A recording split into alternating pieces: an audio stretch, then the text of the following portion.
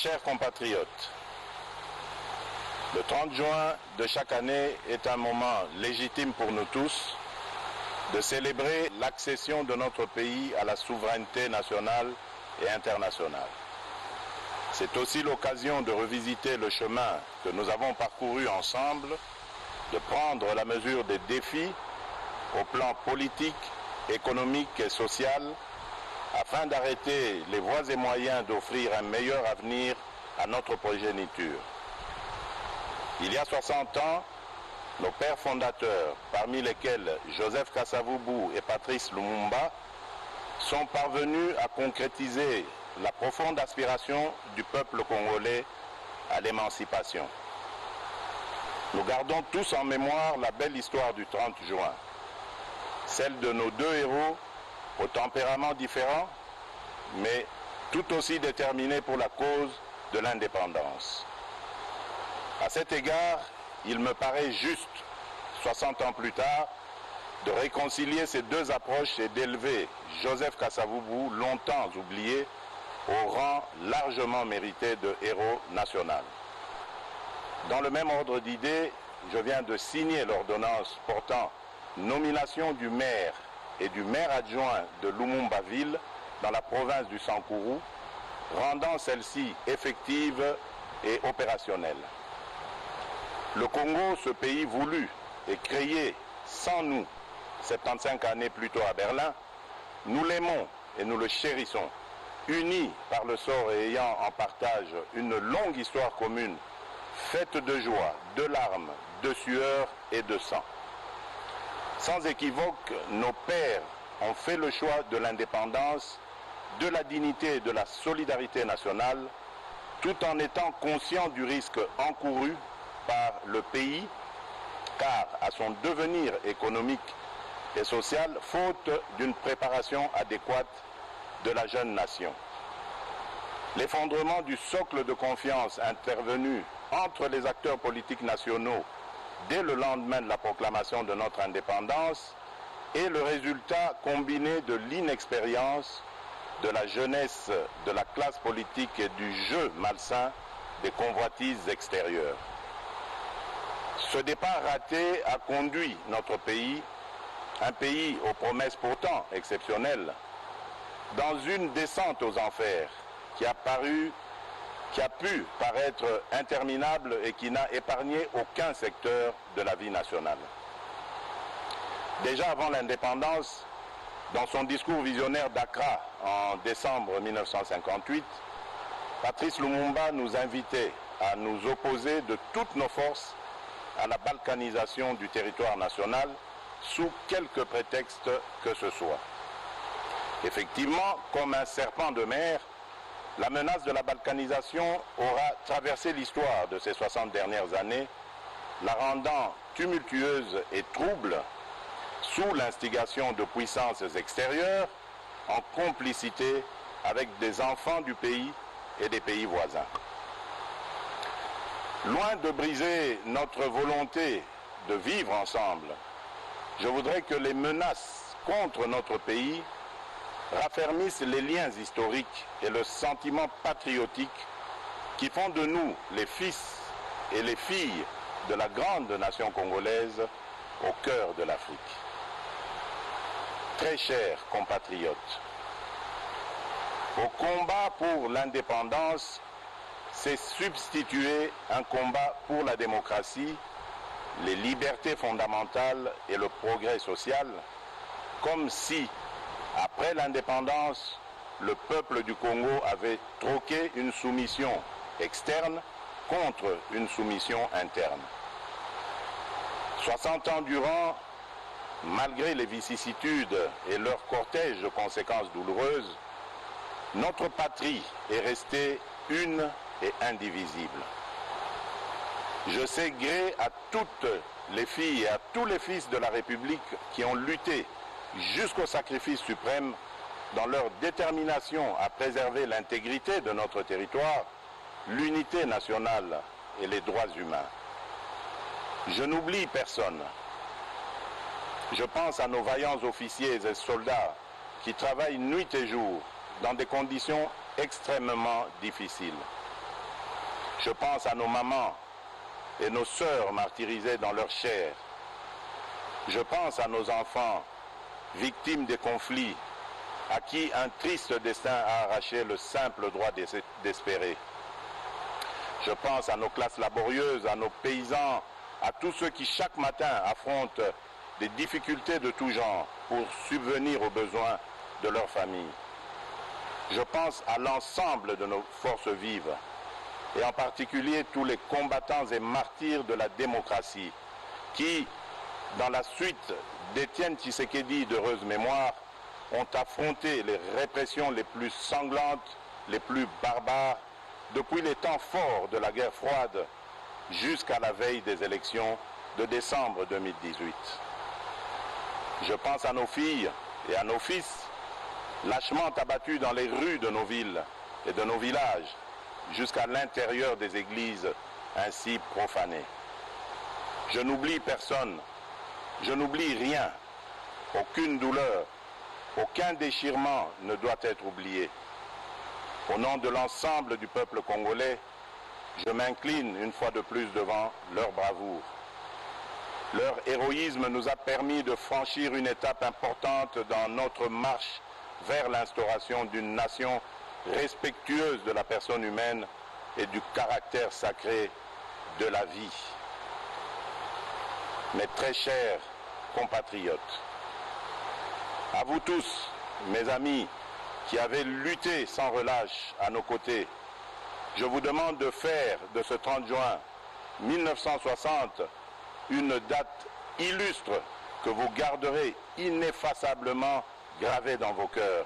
Une date dont vous enseignerez avec fierté la signification à vos enfants pour que ceux-ci, à leur tour, fassent connaître à leurs fils et à leurs petits-fils l'histoire glorieuse de notre lutte pour la liberté. Cet appel prophétique lancé par Patrice Emery Lumumba le 30 juin 1960, je vous demande de le graver indélébile dans votre conscience, car plus que jamais, il demeure d'actualité. Dans sa longue quête pour la démocratie et l'état de droit, notre peuple a enduré les pires atrocités, crimes contre l'humanité et pillage de ses ressources. Aujourd'hui, 60 années plus tard, le devenir de la nation est toujours entre les mains d'une classe politique, toutes tendances confondues, qui demeure versatile et qui peine à arracher la nation du cercle vicieux de l'instabilité et de la pauvreté. Jugez vous-même de notre héritage commun 60 ans après. Alors que le revenu moyen par habitant était de 1000 $ américains en 1960, il est estimé à 400 $ américains aujourd'hui, en termes constants. Autrement dit, le Congolais moyen a perdu 60% de sa richesse au cours des 60 dernières années. Notre pays est paradoxalement aujourd'hui l'un des pays les plus pauvres du continent, alors qu'il fut l'un des plus riches il y a 60 ans. Notre réseau routier ne représente plus que 10% de ce qu'il était en 1960 et le réseau ferroviaire que 20%. Mes chers compatriotes, au lendemain de mon accession à la magistrature suprême, me conformant à mes obligations constitutionnelles et m'acquittant de mon devoir de redevabilité, j'ai prononcé le 13 décembre 2019 un discours sur l'état de la nation devant les chambres du Parlement réunies en congrès. Devant les honorables députés et sénateurs, j'ai eu l'honneur et la fierté de faire un tour d'horizon complet des principaux secteurs de la vie nationale autour des actions prioritaires de mon quinquennat contenues dans le programme du gouvernement. Il s'agit sur le plan politique du rétablissement de la paix et de l'instauration d'un état de droit. Sur le plan social, il y a notamment la gratuité de l'enseignement, la couverture sanitaire universelle, et les logements sociaux. Sur le plan économique, la priorité a été donnée à l'accès à l'électricité et à l'eau potable, aux infrastructures et à la transformation structurelle de l'économie par sa diversification.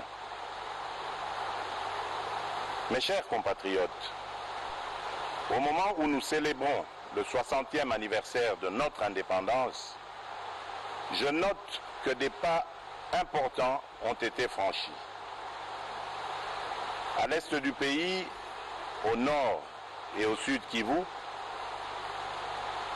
les groupes armés locaux et étrangers ont subi ces derniers mois une forte pression et enregistré de lourdes pertes.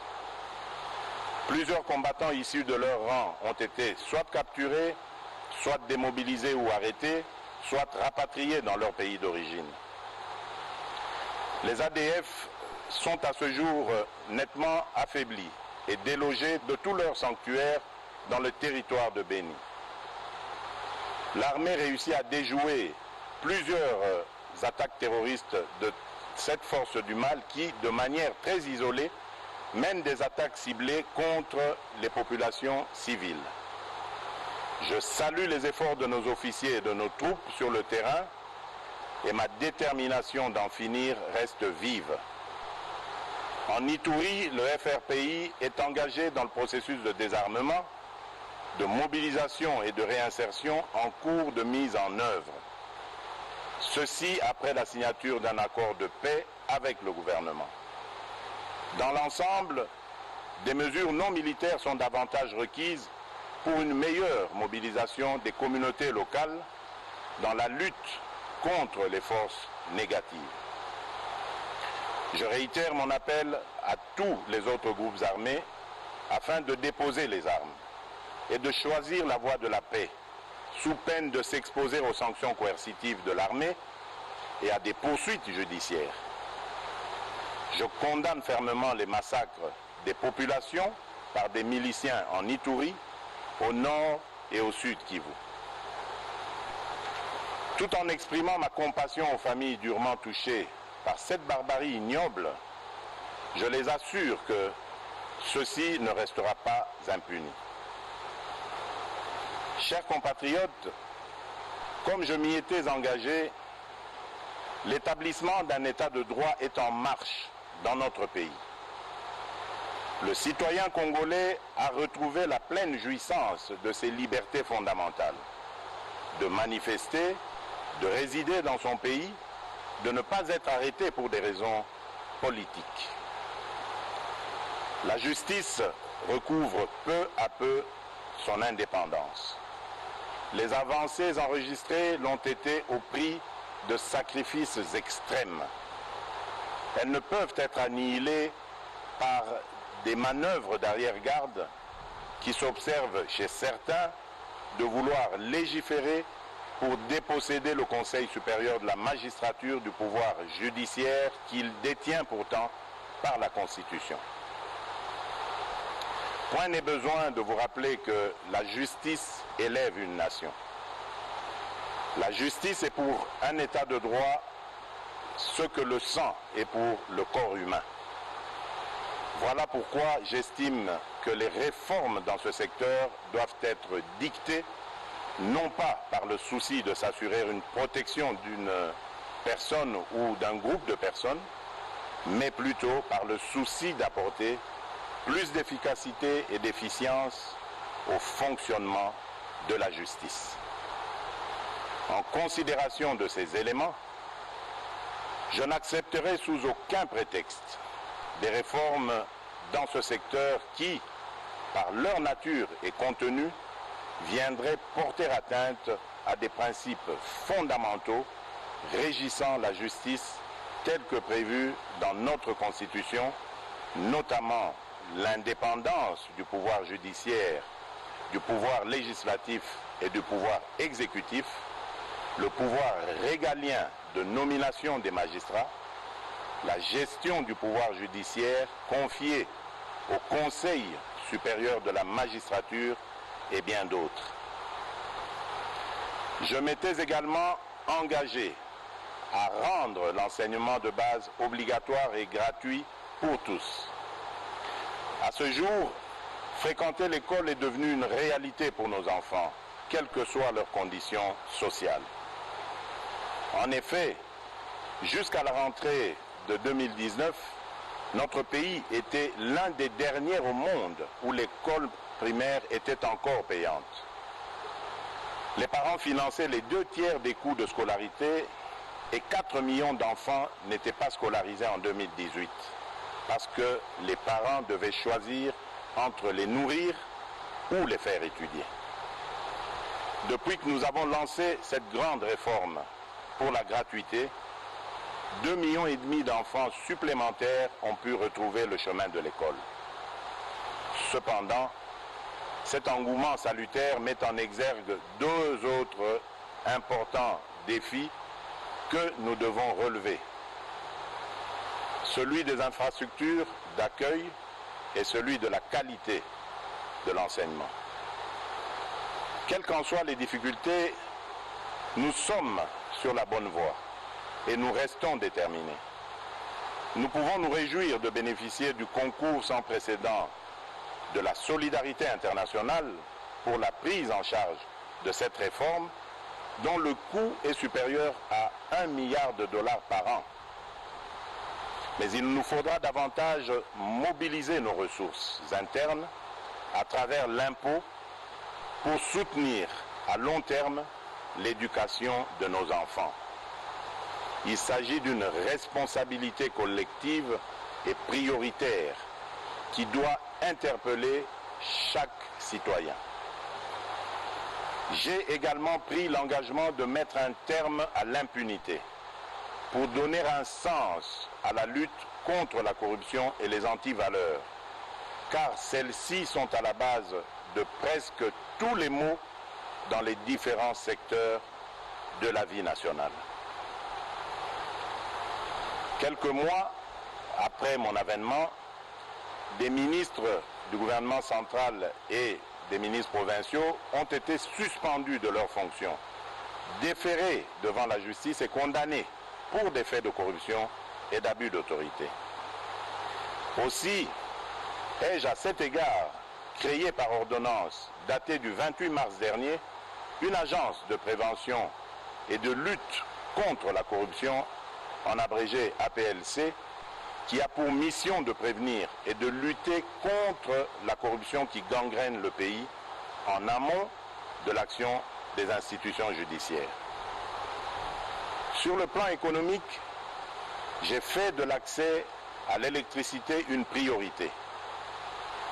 Plusieurs projets publics et privés sont en cours de démarrage, notamment une centrale solaire de 1000 MW à Kinshasa et d'autres à l'intérieur du pays.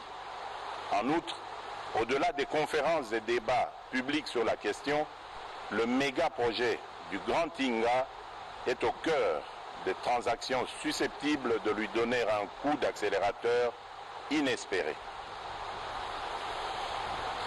Mes chers compatriotes, le courage, disait Jaurès, c'est d'aller à l'idéal et de comprendre le réel.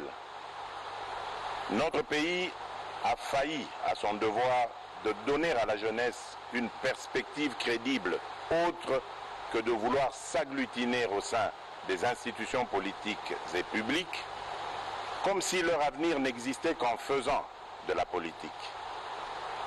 En 60 années, nous avons progressivement laissé notre classe politique se transformer en une sorte de mafia.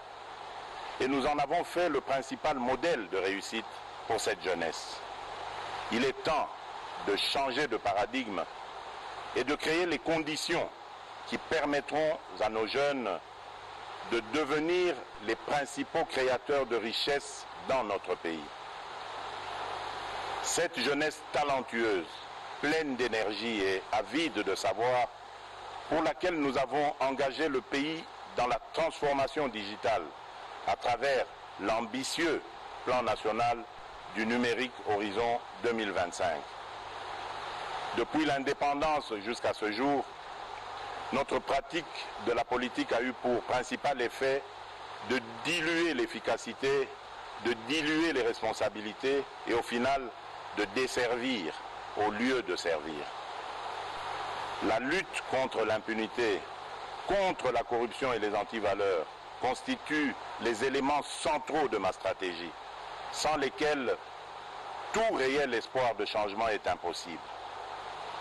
Mais dès lors que nous avons en toute conscience choisi de privilégier la réconciliation nationale pour mieux construire l'avenir et préserver la paix, la lutte contre l'impunité ne doit en aucun cas se transformer en vengeance ni en chasse aux sorcières.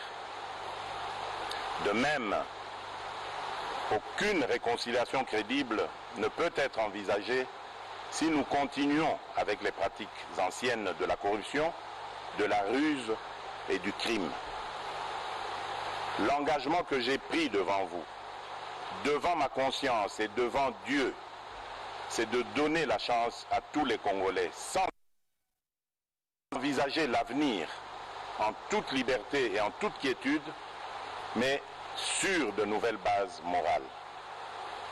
En aucun cas, cet engagement ne peut signifier la poursuite de l'impunité. M'inspirant des Saintes Écritures, mon objectif n'est pas de voir les méchants périr, mais plutôt qu'ils changent, qu'ils soient sauvés et que le pays tout entier s'en réjouisse. À défaut, ils s'exposeront à la rigueur de la loi. Celle-ci étant faite pour révéler la faute, j'accorde à la restauration de l'état de droit la première des priorités dans mon combat pour l'édification d'un nouveau Congo. J'ai entendu certains parler avec ironie ou crainte de la République des juges. La réalité est plutôt que le pouvoir judiciaire demeure confronté à de nombreux défis en termes de ressources, de capacités et d'indépendance. La République démocratique du Congo ne compte actuellement qu'un magistrat pour 28 000 habitants, alors qu'un ratio minimum de 1 magistrat pour 5 000 habitants est considéré comme étant la limite de la couverture requise par les standards définis par l'Association internationale des magistrats.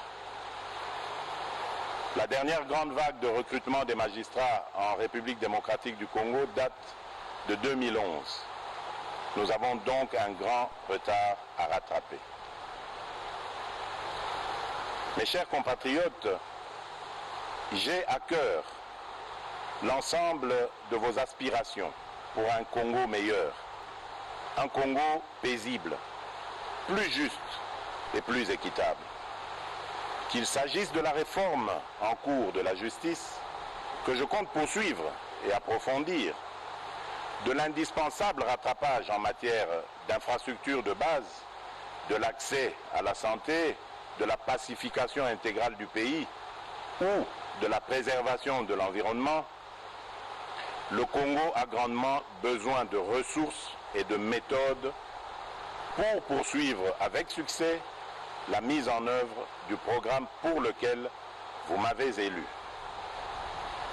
Je souhaite que l'expérience douloureuse révélée au cours du procès en rapport avec le programme des 100 jours tourne définitivement la page de la longue série de projets et programmes qui, à travers l'histoire de notre pays, ont donné lieu à d'importants coulages des ressources publiques en toute impunité.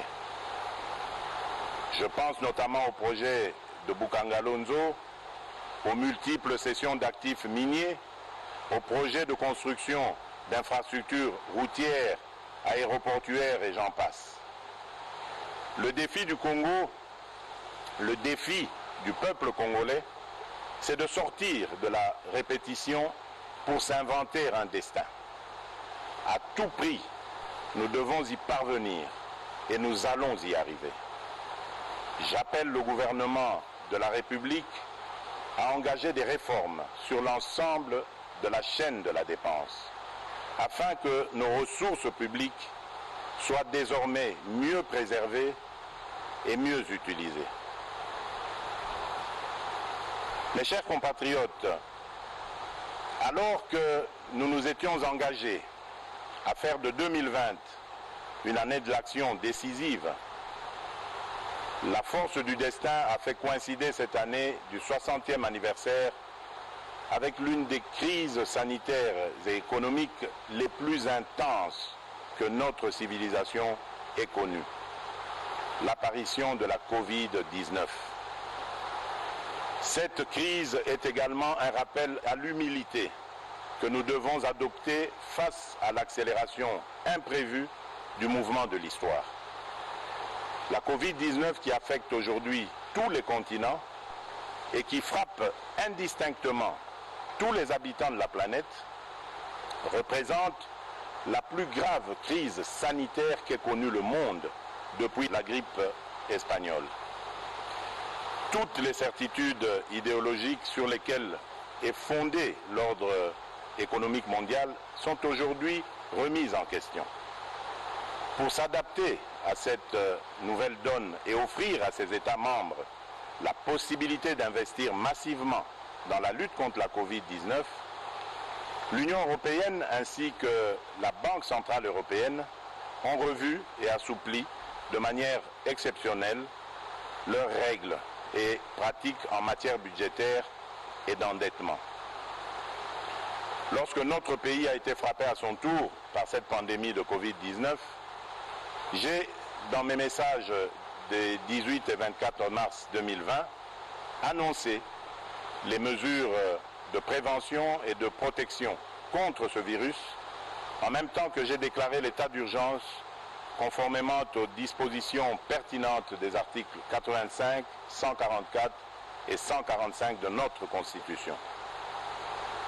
La pandémie du coronavirus nous a une fois de plus rappelé à quel point nous étions dépendants de l'extérieur et combien nous pouvions être vulnérables à cause d'un système de santé déficient. Et pour atténuer les impacts immédiats de la Covid-19 dans notre pays, j'ai immédiatement engagé le gouvernement à prendre des mesures pour assurer la prise en charge sanitaire des personnes affectées par la pandémie ainsi que pour garantir la continuité de l'approvisionnement du pays en denrées de première nécessité. L'ensemble de ces dispositions ont permis de réduire très sensiblement le taux de létalité de la pandémie dans notre pays. Celui-ci est passé de 10% de décès dans les premiers jours à moins de 2,5% actuellement. Au niveau économique, la pandémie nous a rappelé l'excessive dépendance du pays vis-à-vis de l'extérieur. Ainsi, quelques grands projets agricoles ont été initiés pour renforcer notre autosuffisance alimentaire. 33 000 hectares à travers le pays ont été affectés aux cultures vivrières et commencent à produire leurs premiers résultats, dont 3 000 tonnes de riz à Kimpese, 4 000 tonnes de paddy à Nkuni. Nous attendons de récolter et transformer bientôt le manioc planté sur 800 hectares à Wangata. Afin de consolider cet élan sur les plans sanitaires et économiques, j'ai lancé le 18 juin 2020 un programme multisectoriel d'urgence dont le coût est estimé à 2,6 milliards de dollars américains. Il va sans dire que dans ce contexte de crise, il est également urgent de procéder à des économies partout où nous pouvons en réaliser, en commençant par les institutions politiques, afin de dégager des marges de manœuvre budgétaires supplémentaires pour assurer les dépenses sociales en faveur des catégories les plus fragiles. Mes chers compatriotes, à sa création, en marge de la conférence de Berlin en 1885, notre pays a été baptisé État indépendant du Congo. Loin de pouvoir caractériser la souveraineté des peuples qui y habitaient et qui venaient d'être soumis à un régime de colonisation, cette dénomination a symbolisé la volonté de son propriétaire d'alors, le monarque belge Léopold II, de transformer notre pays naissant en zone de libre-échange économique au profit des puissances occidentales de l'époque. C'est ainsi que notre pays a toujours été un centre d'enjeux planétaires qui le dépasse, au point que c'en est devenu son ADN, la source de ses joies et de ses peines. C'est pourquoi, tirant les leçons de l'histoire, j'ai résolument engagé la République dans la voie de l'ouverture internationale, dans l'unique but de préserver les intérêts supérieurs de mon pays et de mon peuple. C'est dans ce contexte que j'estime nécessaire que notre histoire commune avec la Belgique et son peuple soit racontée à nos enfants en République démocratique du Congo ainsi qu'en Belgique sur la base d'un travail scientifique réalisé par les historiens des deux pays.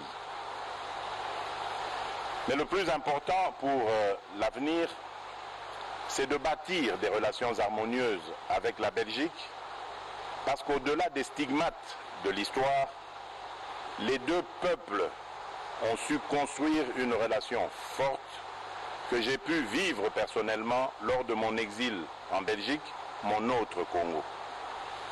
C'est ainsi que, n'eût été la pandémie de la Covid-19, j'avais prévu de commémorer les 60 ans de notre indépendance ici à Kinshasa, avec comme invité spécial le roi Philippe de Belgique, qui, tout comme moi, cherche à renforcer les liens entre nos deux pays sans renier notre passé commun, mais dans l'objectif de préparer un avenir radieux et harmonieux au profit de nos deux peuples.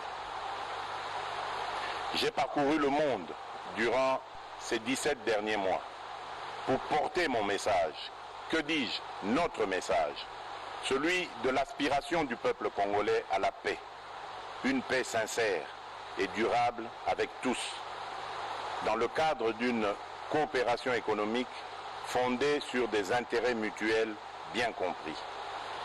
J'ai reçu partout un accueil enthousiaste, parfois au-delà de mes attentes. Et la voix de la République démocratique du Congo dans le concert des nations compte désormais plus qu'avant. Notre pays, naguère victime de guerres d'agression, assure désormais des médiations de paix et offre ses bons offices, notamment entre l'Égypte et l'Éthiopie, en rapport avec le différend relatif aux eaux du bassin du Nil, ou encore aux côtés de l'Angola pour la recherche de la paix entre le Rwanda et l'Ouganda dans l'intérêt de la paix dans l'ensemble de la sous-région des Grands Lacs. Mais nombreux déplacements ont également hissé la coopération au développement en faveur de la République démocratique du Congo à un niveau sans précédent. Rien que pour la Banque mondiale et le Fonds monétaire international, depuis février 2019 jusqu'à ce jour, notre pays a mobilisé plus de 3,4 milliards de dollars en dons et en prêts approuvés par ces deux institutions, desquels environ 1 milliard ont déjà été décaissés. Au niveau bilatéral, les nouveaux engagements financiers générés en faveur du Congo à la suite de cette intense activité diplomatique dépassent le milliard de dollars, dont plus de 600 millions rien que pour les États-Unis d'Amérique, pays avec lequel nous avons établi une relation privilégiée et stratégique. J'ai cependant constaté que les flux d'aide publique approuvés en faveur de la République démocratique du Congo tardent souvent à être décaissés, parfois jusqu'à 11 mois de retard, à cause des pesanteurs inexplicables, voire inacceptables, liées aux formalités administratives et législatives de mise en vigueur des différents accords de dons ou de prêts. L'urgence de nos défis économiques et humains ne peut continuer de s'accommoder de tels atermoiements funestes. Mes chers compatriotes, je suis bien conscient que dans votre fierté légendaire, vous ne pouvez vous contenter d'une situation de dépendance structurelle à l'aide publique internationale. C'est pourquoi je nous invite à concentrer l'essentiel de notre fierté nationale à promouvoir le sens de la valeur du travail, la création de la richesse, le juste et l'exercice de la solidarité nationale. Mes très chers compatriotes, alors que l'œuvre du redressement de notre pays postule le rassemblement de toute la nation autour de l'essentiel, nous devons affronter en même temps les contingences imposées par cette expérience inédite de coalition politique formant la majorité. Il est important que cette expérience inédite et sensible, mais que nous voulons salutaire, ne conduise à aggraver les problèmes de notre société en créant ou en renforçant l'hostilité mutuelle et la méfiance. Comme il y a 60 ans, étrange répétition de l'histoire, et un président de la République qui viennent de composantes politiques différentes, jadis en opposition frontale. N'est-ce pas un sort de l'histoire afin que nous réparions le péché originel qui a entraîné notre pays dans une succession de crises? C'est pourquoi, en tant que garant constitutionnel du bon fonctionnement des institutions, je ne ménagerai aucun effort pour m'assurer, via un dialogue interinstitutionnel régulier, qu'aucune crise inutile ne puisse perturber la stabilité du pays, si importante pour son essor. Permettez-moi néanmoins de saisir cette occasion symbolique de commémoration de l'indépendance pour réaffirmer qu'aucune majorité politique ou parlementaire, d'où qu'elle vienne, ne peut outrepasser les principes fondateurs de la République qui sont à la base du pacte social tel que consacré dans la Constitution du 18 février 2006, à savoir un État de droit indépendant, souverain, uni et indivisible, social, démocratique et laïque. Mes chers compatriotes, j'observe souvent la ferveur avec laquelle nombre de mes concitoyens s'indignent lorsqu'il est porté atteinte aux droits et libertés des personnes de couleur sous d'autres cieux, notamment dans les vieilles démocraties.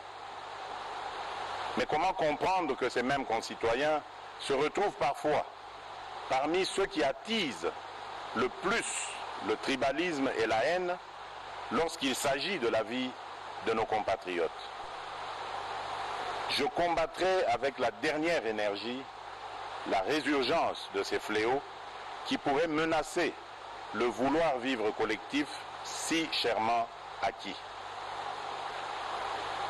Mes très chers compatriotes, qu'est-ce que 60 ans dans la vie de notre nation?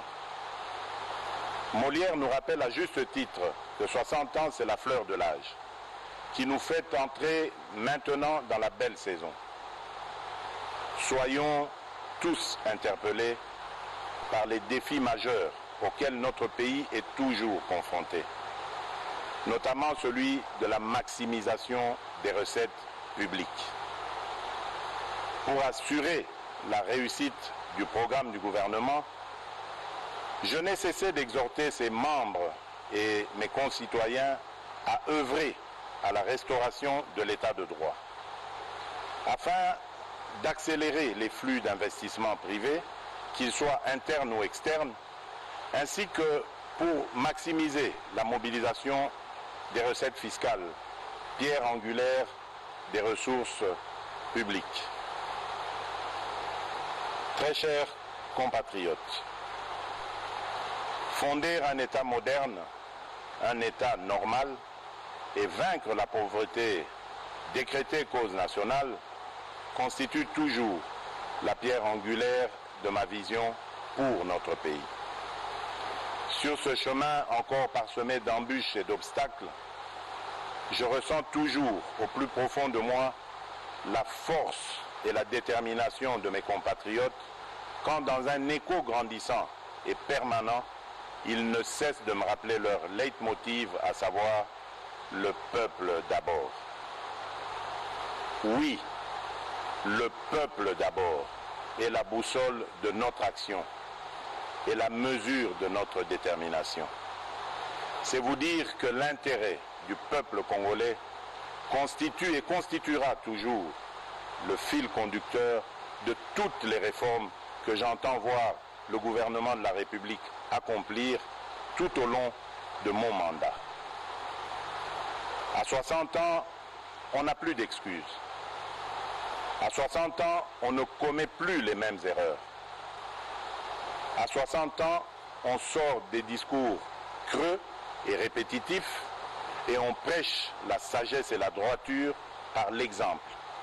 À 60 ans, on pense à l'héritage et aux valeurs à léguer aux générations futures.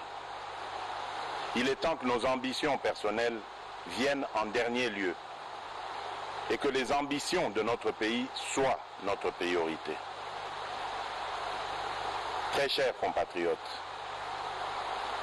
c'est pour vous, avec vous et dans votre intérêt que nous allons réussir le mandat que vous m'avez confié.